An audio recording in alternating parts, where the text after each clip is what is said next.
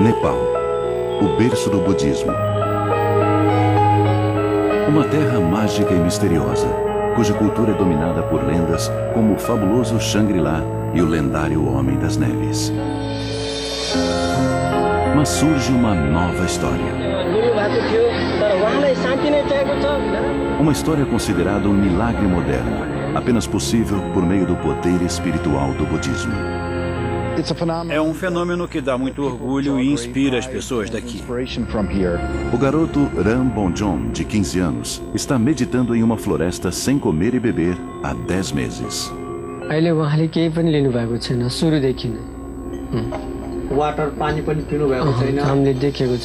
Muitos sugerem que ele é um ser desprendido fisiológica e cognitivamente, que tem um poder tão grande sobre a mente, capaz de mudar para sempre a ciência moderna e a medicina. Se ele realmente está sem comer e beber, é difícil de explicar sob o ponto de vista científico, por isso temos de levar em conta a espiritualidade. Enquanto milhares de visitantes amontoam-se no local, vamos explorar a verdade. Ver uma coisa assim no Nepal, no meio dessa multidão, isso é muito especial e muito intrigante, é claro. Muitas pessoas jejuam por motivos religiosos ou de saúde por curtos períodos, mas ninguém se abstém totalmente da alimentação. O maior período registrado que uma pessoa consegue ficar sem comer é de 2 meses e meio. Depois ela morre de fome. Num ambiente aberto e respirando normalmente o ar à sua volta, sem qualquer líquido, é possível suportar até 5 dias. Ram Bonjon não come e, mais importante, não bebe há 10 meses. Nossas câmeras o filmaram por 4 dias sem intervalo para investigar este fenômeno e descobrir como um ser humano consegue sobreviver sem alimento e água. É impossível meditar por tanto tempo sem comer e beber. Eu já estudei casos parecidos no passado e sei que isso é possível. Através da meditação profunda, ele chegou a um estado de hibernação e está vivendo de energia espiritual. A falta de medo perante a morte se reflete na forma com que os nepaleses conduzem os rituais funerários. No Ocidente, a morte é um tema triste e íntimo. Aqui, há mais abertura. A morte é considerada parte do ciclo da vida. Muitos arriscam o corpo ao extremo por considerarem sua missão de vida. Há muitas histórias sobre esses rituais no passado. Algumas pessoas conseguiam viver sem água e alimento por muitos anos. Na literatura moderna, a santa indiana Giribala sobreviveu sem comida e água por 66 anos, o maior período já registrado. Atualmente há muitos casos de abstinência extrema. Do Pilot Baba, que sobreviveu debaixo d'água sem respirar por 5 dias, a Yogmata, que se enterrou viva por 72 horas. Encontramos pessoas assim na filosofia budista. 5 horas depois do segundo dia observando o Ram, que está isolado por uma cerca de 25 metros, surge uma chance de encontrar algumas respostas sobre esse fenômeno de abstinência extremo. Lama Lakshmi, mestre indiano, tem vários monastérios no mundo todo. Foi em um deles que Ram aprendeu a meditar. Lama está aqui para ver seu pupilo e permite nossa companhia até o santuário. O garoto cresceu em um monastério que fica em Prevish, na Índia. Este monastério pertence à tradição Sakya do budismo tibetano. Pouco se sabe sobre a Sakya, uma das tradições do budismo. Os líderes mantêm os ensinamentos em segredo. Buda não elaborou seus ensinamentos pensando em fama ou reputação. Não queremos colecionar discípulos, por isso não nos expomos muito.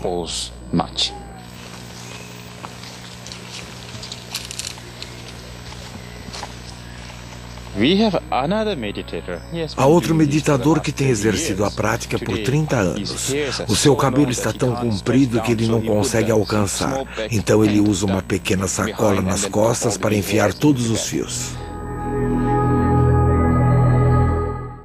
Para entender qual técnica da yoga Ram está praticando na tradição Sakya do budismo, Lama observa o garoto. Eu estou surpreso pela grandeza da sua determinação.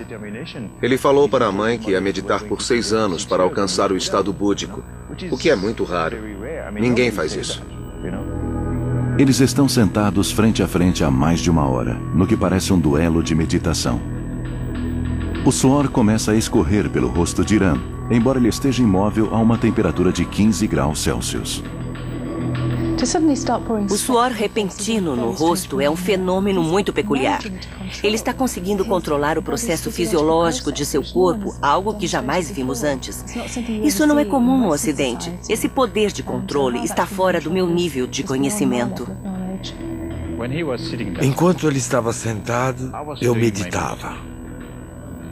Na verdade, estava competindo com ele. E de repente vi seu suor. Por que ele transpirou? Não posso responder isso agora. Nos escritos budistas, há uma técnica da yoga denominada tumo, um aumento da temperatura corporal sob intensa meditação. A transpiração é um efeito colateral. A questão é como um jovem como ele domina esse tipo de técnica. É claro que ele não praticou longas meditações em grutas, sozinho ou no monastério. É muito raro, principalmente nos dias de hoje, ver alguém fazendo isso na frente de todos, totalmente ao vivo. Claro que sinto saudade. Ele está sozinho na floresta há muito tempo. No começo choveu por 2 meses. Tive medo que ele pudesse morrer. Eu pedi a ele para que fosse a um monastério, que eu poderia investir de 5 a 7 dólares. Mas ele se recusou, dizendo que seria impossível receber o nível de educação necessário. Ele queria que Deus fosse seu guru. Nossas câmeras são ligadas novamente para gravar os próximos 4 dias, o período máximo de sobrevivência de um ser humano em jejum.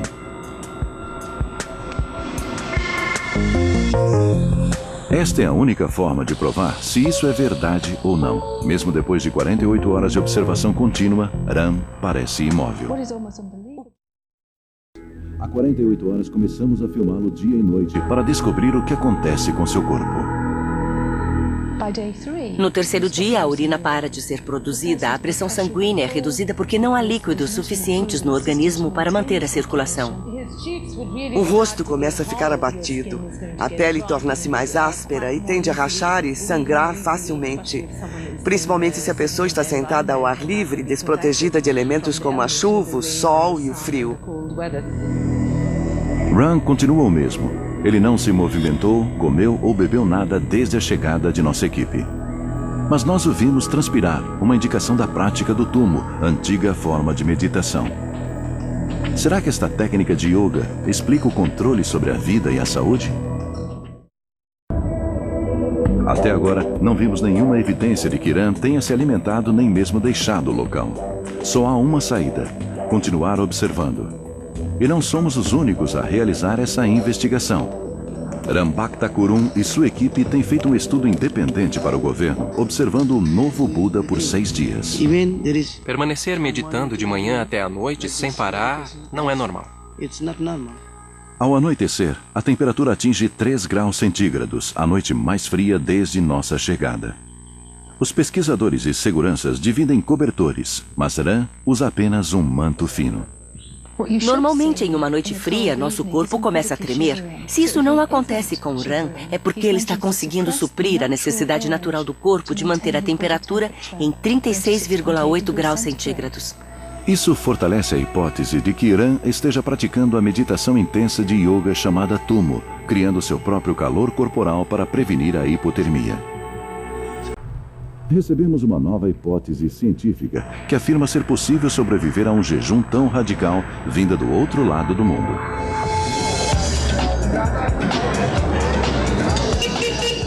Um médico de Ahmedabad, na Índia, entra em contato com nossa equipe depois de ver o garoto na televisão. Ele diz que sua equipe fez uma descoberta que pode responder a várias questões. Eu fiquei fascinado quando eu vi o menino que está em jejum há 7, 8 meses. É muito interessante para mim porque já estudei casos parecidos no passado e sei que isso é perfeitamente possível. O caso mais famoso de Dr. Shah é Prahlad Gyani, um homem que afirma não comer nem beber desde os 12 anos. Eu não comi nada até hoje, mesmo aos 80 anos de idade. Eu fiquei muito empolgado, porque sabia que isso poderia mudar todo o rumo da medicina.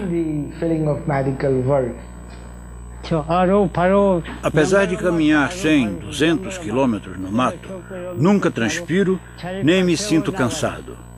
Eu consigo meditar por 3, 8, 12 horas ou até meses. Recentemente, Prahlad Gyani esteve 10 dias em observação. Ele foi filmado 24 horas por dia. Ele foi filmado minuto a minuto em um quarto isolado. O banheiro estava lacrado. Um dos meus assistentes o observava por 24 horas. Os médicos entravam na sala em horários diversos, sem que ele soubesse. Nós nos certificamos de que tudo fosse detalhado para que a comunidade médica soubesse que não demos nenhuma brecha. Eles faziam exames de sangue 3 vezes por dia, de manhã, à tarde e à noite. E analisaram meus rins, meu cérebro, além de colocar aparelhos no meu corpo todo. Eles queriam descobrir quais fatores faziam meu organismo funcionar. Por isso também colocaram aparelhos dentro do meu corpo. Ele não bebeu nem se alimentou. Quando podia tomar banho, a quantia de água era medida antes e depois para comprovar que nada fora perdido. Constatamos que após 10 dias, os padrões continuavam normais. Nós estudamos sua hematologia e todos os aspectos que poderíamos analisar. Eu poderia ficar 1.000, 5.000 ou até 10.000 anos com esse mesmo corpo. Esse homem não recebeu nenhum alimento ou bebida. Ele não urinou, não defecou, não produziu nenhum pingo de urina. A urina apareceria depois e haveria alguma alteração no exame de sangue, provando a ingestão de líquidos.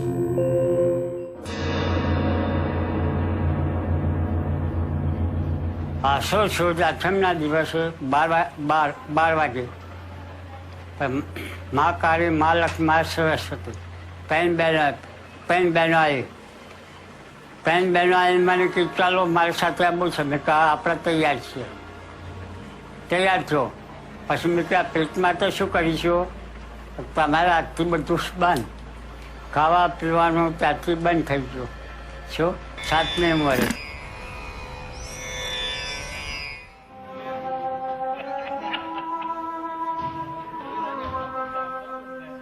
મારા બા જીવતા હતા પછી શું થયું કે પહેલાં તો આપણા જેવું જ હતું બાળપણ તો આપણી જેવું જ ગયું પણ અમુક સમય પછી આ જે જ્યાં પૂનામાં પરિસ્થિતિમાં આવ્યા તે પછી તો ઓટોમેટિક બધું એના હાથે બંધ થઈ ગયું કોઈ કદાચ કોઈ તમારા જેવો પ્રેમી હોય ને કંઈ મોઢામાં આપે તો 10 ગણું નીકળી જાય હા આમાં આવી પરીક્ષાઓ કરેલી લોકોએ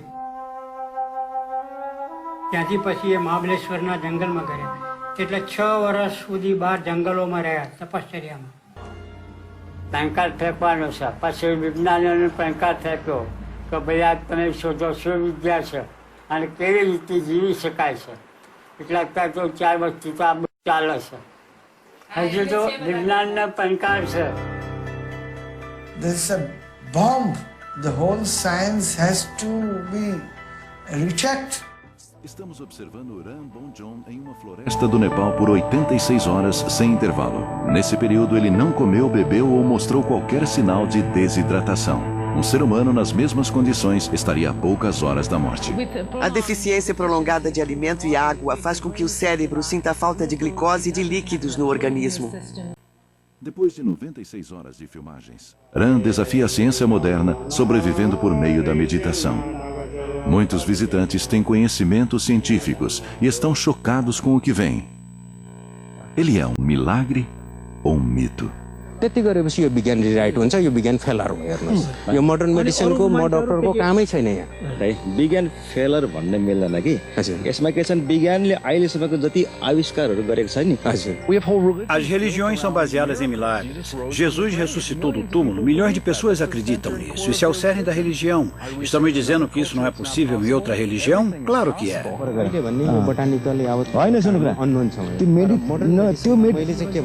त्यो मेडिटेसन गरेर होइन त्यो मेडिकल साइन्सको कुरा गर्नुहुन्छ नि मेडिकल साइन्स पनि अझै पनि पूर्ण छैन हैन O jejum prolongado não é tão simples como pensamos. Todos devem explorar os benefícios desse fenômeno.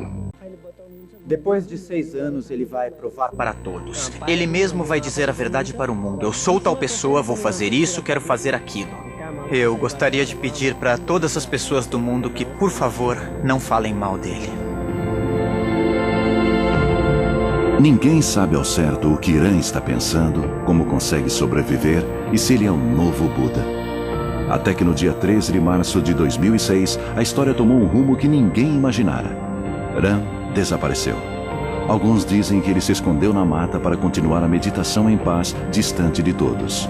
Outros alegam algo mais trágico, como o sequestro do garoto. Talvez Ram prefira não ser transformado num milagre da ciência ou ícone religioso. A antiga vila e o ponto de ônibus estão desertos. A cerca foi quebrada. A única pista de Ram é o pano vermelho, deixado ao acaso embaixo da árvore. O garoto nunca mais foi visto. Versão brasileira Vox Mundi.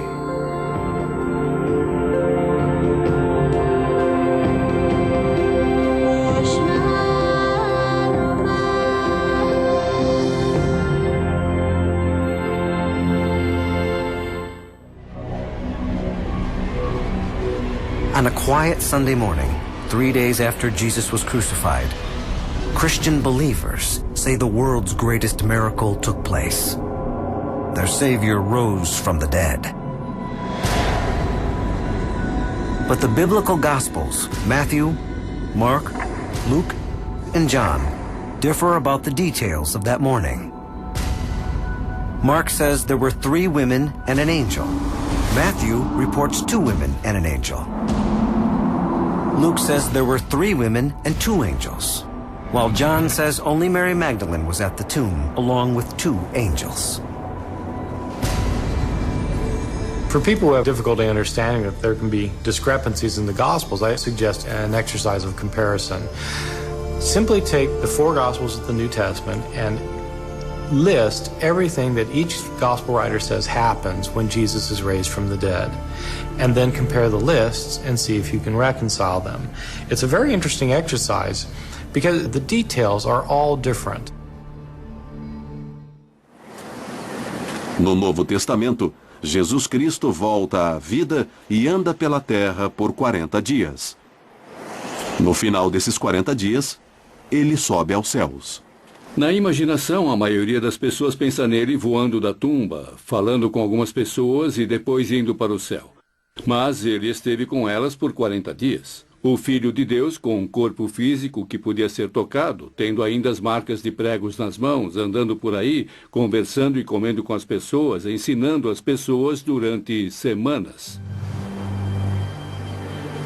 Até mesmo para devotos cristãos, o período de 40 dias pode ser um ponto cego, apesar desses dias serem os mais profundos na Bíblia.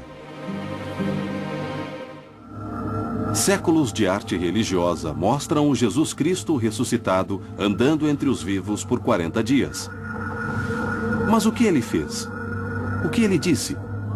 As principais fontes de nosso conhecimento sobre Jesus de Nazaré, que andou nessa terra, são os evangelhos Mateus, Marcos, Lucas e João. No Egito, próximo da cidade de Nag Hammadi, próxima ao rio Nilo. Um grupo de fazendeiros locais estava buscando fertilizantes ao ar livre, bem próximo da cidade de Nag Hammadi. Uma das pás atingiu algo rígido.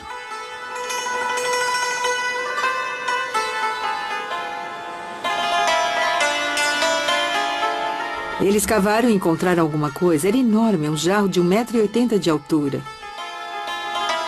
Esses homens ficaram relutantes em abrir o jarro porque acharam que poderia haver um gênio do mal dentro dele. Mas depois pensaram bem e acharam que poderia haver ouro lá dentro.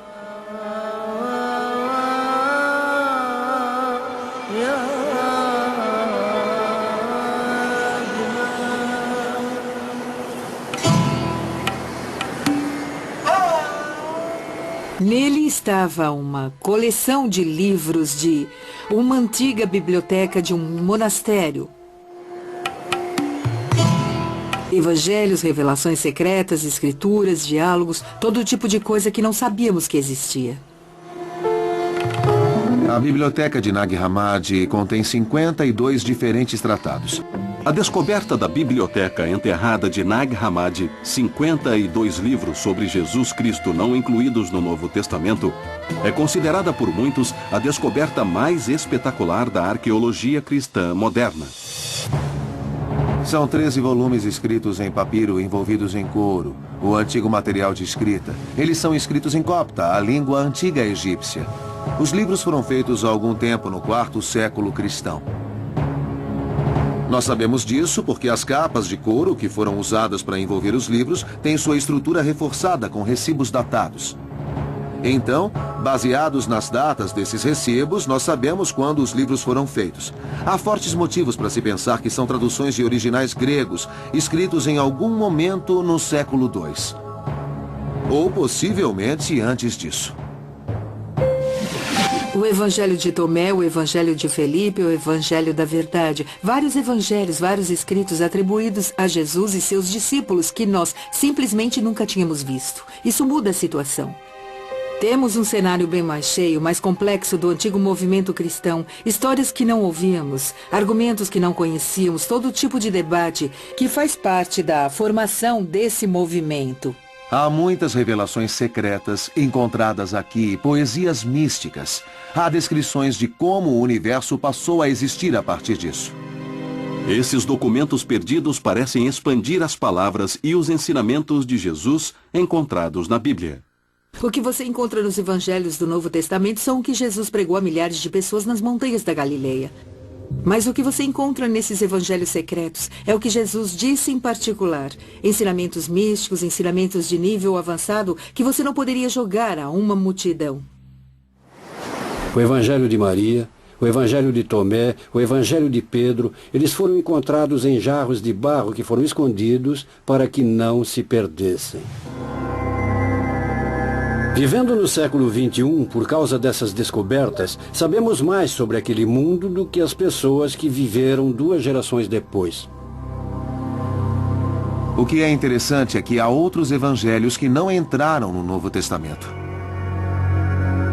Nesses evangelhos, Jesus guardou os seus verdadeiros ensinamentos secretos para depois de sua ressurreição. Algo real, o verdadeiro significado de salvação e da vida nesse mundo. É bem válido dar uma olhada nesses escritos cristãos, porque a informação era fresca. Os eventos eram recentes.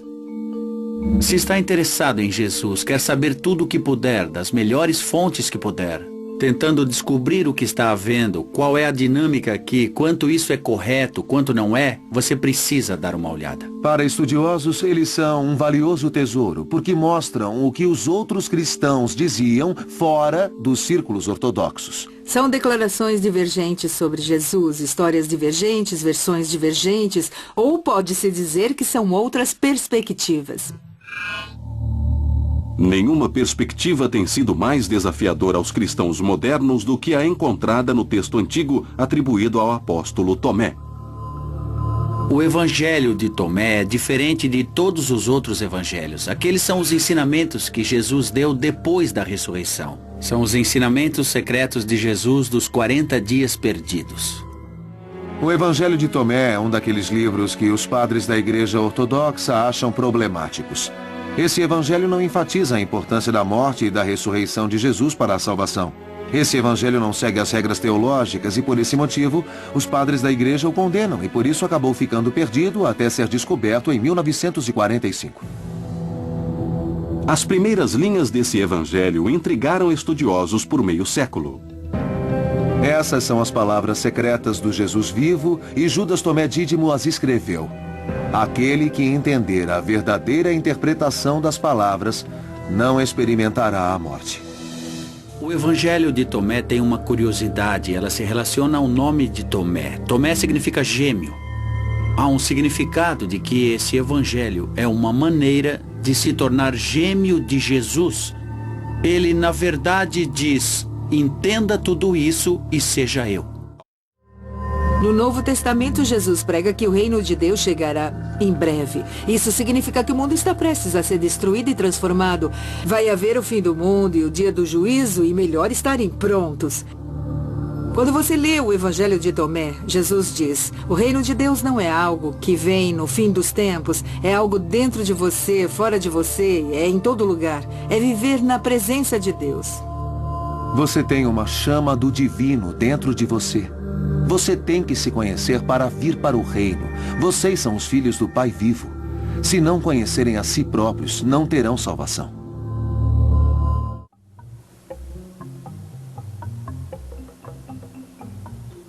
No ano de 325 de nossa era, o imperador Constantino organizou o Concílio de Niceia para determinar que textos sagrados seriam aprovados e quais seriam eliminados na nova religião aceita pelo Estado.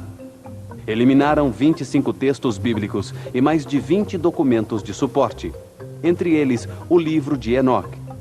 Os aprovados foram condensados e reinterpretados, transformando-se no que hoje conhecemos como a Bíblia Sagrada. Isso nos deixou uma herança incompleta da sabedoria contida nos textos originais, eliminando informações sobre quem somos, de onde viemos, por que estamos aqui e o que podemos esperar que aconteça. Desapareceu toda referência à evolução da consciência através da reencarnação. A ação do ser humano durante sua única vida determina se ele passará o resto da eternidade no céu ou no inferno.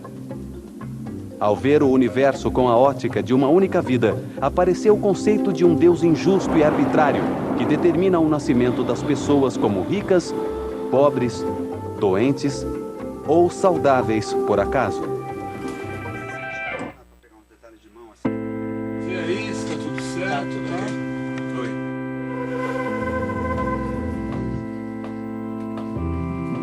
Quem vê de longe pode não gostar, não entender e até censurar. Quem tá de perto diz que apenas é cultura, crença, tradição e fé. Mais uma, mestres.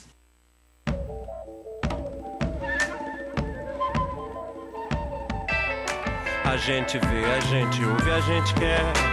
Mas será que a gente sabe como é? Quem vê de longe pode não gostar, não entender e até censurar. Quem tá de perto diz que apenas é cultura, crença, tradição e fé. A gente vê, a gente ouve, a gente quer. Mas será que a gente sabe como é? Quem vê de longe pode não gostar, não entender e até censurar. Quem tá de perto diz que apenas é cultura, crença, tradição e fé. Terra de avião é céu, piso de jangada é mar. Livre pra poder chegar na curva do vento, um recorte no tempo, os extremos vão se encontrar. Livre pra poder contar. A gente vê, a gente ouve, a gente quer. Mas será que a gente sabe como é? Na rosa o olho visitar, pétalas e espinhos no mesmo lugar.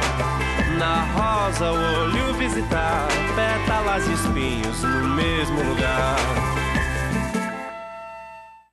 Sin lugar a dudas, uno de los estigmatizados más conocidos a nivel mundial es Giorgio Bon Giovanni, que con su labor altruista en varias partes del mundo ha logrado penetrar en el corazón de cientos de familias y sobre todo ha dado ese mensaje de amor y paz que los seres espirituales le han dado para que a su vez lo dé al ser humano. Acompáñenos en el siguiente reporte. El pasado 2 de septiembre se cumplieron 20 años de que la Virgen María estigmatizara en Portugal a Giorgio Bon Giovanni y le diera la misión de dar a conocer el tercer secreto de Fátima y hablar de los ángeles de ayer, extraterrestres de hoy. Desde ese momento, en 1989, el italiano ha viajado por el mundo hablando de su mensaje y experiencia. Se ha encontrado con diversas personalidades de la política, de la milicia, de la ciencia y, desde luego, de la jerarquía católica. Sin embargo, fue el 2 de septiembre de 1991 que Giorgio recibió de Jesús los estigmas en los pies, que se manifestaron en forma de dos cruces, una de redención y la otra de castigo. El 28 de mayo de 1992, en Montevideo, Uruguay, recibió el quinto estigma en el costado izquierdo, que inicialmente tiene la forma de un cáliz, el cáliz de la comunidad crística. El 26 de julio de 1993, en Aurora, Uruguay, Jesús le habló y lo bendijo con la señal de la cruz, manifestándose la sexta estigmatización en forma de una cruz sangrante sobre su frente. Se manifestó Cristo físicamente luego de una sanguinación y yo le ofrecí pan para comer, lo toqué con mis manos y él me dijo: hijo, tenemos que comer el pan de la vida. Y esta ha sido para mí la experiencia más grande de toda mi vida.